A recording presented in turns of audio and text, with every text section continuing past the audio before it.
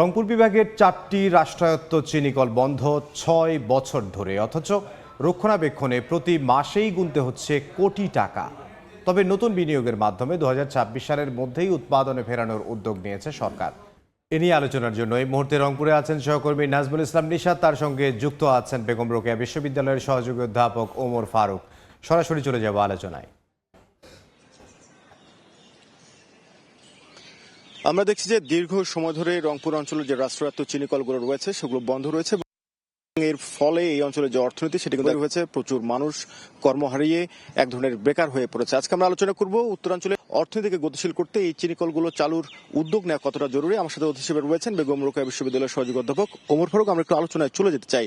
আমরা দেখছি যে এই যে চিনি শিল্প বন্ধ হয়েছে এবং এটি এক সময়ের ভারী শিল্প উত্তরাঞ্চলের, এটি আসলে চালু করা কতটা গুরুত্বপূর্ণ এবং সরকারের কি ধরনের উদ্যোগ নেওয়া উচিত? দেখুন, এই চিনি শিল্প তো আসলে স্থানীয় যে আখ চাষিরা আছে তাদের জন্য এটা খুব গুরুত্বপূর্ণ ছিল, কারণ তারা কৃষি পণ্যের দাম তারা এখান থেকে পেত। একই সাথে এখানে প্রচুর পরিমাণে শ্রমজীবী মানুষ কিন্তু এখানে সম্পৃক্ত ছিল। ফলে সেই মানুষগুলো তারা জীবন এবং জীবিকা এই চিনিকলগুলোর মধ্য দিয়ে তারা জীবন এবং জীবিকার সন্ধান পেয়েছিল, এবং কৃষকরাও তাদের আগগুলোকে এই চিনিকলে বিক্রি করবার মধ্যে দিয়ে তাদের অর্থনৈতিক সক্ষমতা সেটি বেড়েছিল।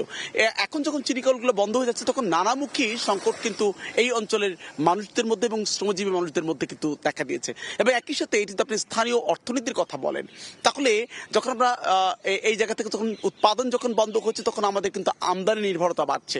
এই আমদানি নির্ভরতা যখন বেড়ে যায় তখন কিন্তু আমাদের যে স্থানীয় যে অর্থনীতি এবং জাতীয় অর্থনীতি সেটি কিন্তু সংকুচিত হয়ে আসে। ফলে আমাদের খুব করে প্রত্যাশা যে যে চিনিকলগুলো বন্ধ হয়েছে, যেগুলো এখন চালু করা সম্ভব, সেগুলোকে আধুনিক পদ্ধতিতে স্বয়ংক্রিয়ভাবে স্বয়ংক্রিয় যন্ত্র স্থাপন করবার মধ্য দিয়ে সেই চিনিকলগুলোকে নতুন করে তার যাত্রা শুরু করুক, এবং এই যাত্রা শুরু করবার মধ্য দিয়ে এই চিনিকলগুলো যেন রাষ্ট্রায়ত্ত একটি লাভজনক শিল্প কারখানায় পরিণত হয়ে উঠতে পারে।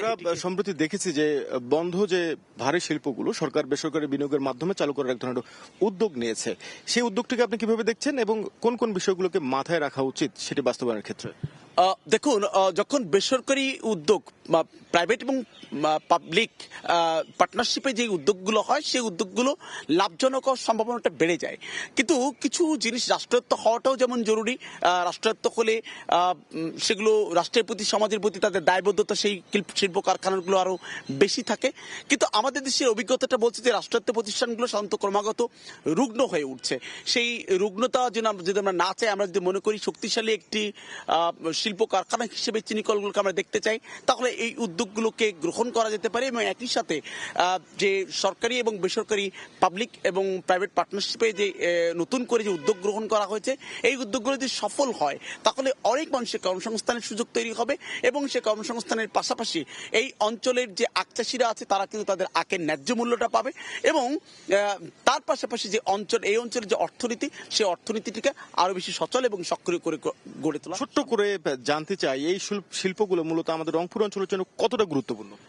দেখুন, যে কোনো শিল্প কারখানা কিন্তু জাতীয় এবং স্থানীয় অর্থনীতির জন্য অত্যন্ত গুরুত্বপূর্ণ। এই শিল্প কারখানায় যে ব্যাপক পরিমাণে স্থানীয় শ্রমজীবী মানুষরা কাজ করেন, তারা কিন্তু এই স্থানীয় অর্থনীতিকে এবং তাদের ব্যক্তি অর্থনীতিকে সমৃদ্ধ করেন। ফলে কোনো অবস্থাতেই তাদের অবদানকে অস্বীকার করবার সুযোগ নেই। আমি যদি একটু অন্যরকম করেও বলি যে এই শিল্প কারখানাগুলো যদি রুগ্ন অবস্থায়ও, লস দিয়েও যদি এই শিল্প কারখানাগুলো চলে, তবুও কিন্তু অনেকগুলো জীবন এবং জীবিকা এর সাথে জড়িত আছে, কৃষকের জীবনের সাথে জড়িত আছে। ফলে আমরা যদি এই আঙ্গিকেও চিন্তা করি, তবুও কোনো শিল্প কারখানা বন্ধ করাটা কোনো সমাধান হতে পারে না। তাদেরকে সচল করতে হবে, তাদেরকে লাভজনক করতে হবে, এবং তাদেরকে উৎপাদনমুখী করতে হবে, যেন এই শিল্প কারখানাগুলো স্থানীয় চাহিদা মিটিয়ে আমাদের জাতীয় যোগানে সম্পৃক্ত হতে পারে। বলছেন যে এই শিল্পগুলোকে আধুনিকরণের মধ্য দিয়ে চালু করতে হবে যাতে একটি অলাভজনক প্রতিষ্ঠানে পরিণত না হয়। ধন্যবাদ আপনাকে আমাদের সাথে আলোচনায় যুক্ত হওয়ার জন্য। আমরা আলোচনা করছিলাম রংপুর অঞ্চলে যে বন্ধ চিনিকলগুলো রয়েছে সেগুলো চালু করবার ক্ষেত্রে কি ধরনের উদ্যোগ নেওয়া প্রয়োজন। আমার সাথে অতিথি হিসেবে ছিলেন বেগম রোকেয়া বিশ্ববিদ্যালয়ের সহযোগী অধ্যাপক ওমর ফারুক। রংপুর থেকে সহকর্মী নাজমুল ইসলাম নিশাত, তার সঙ্গে ছিলেন একজন অতিথি।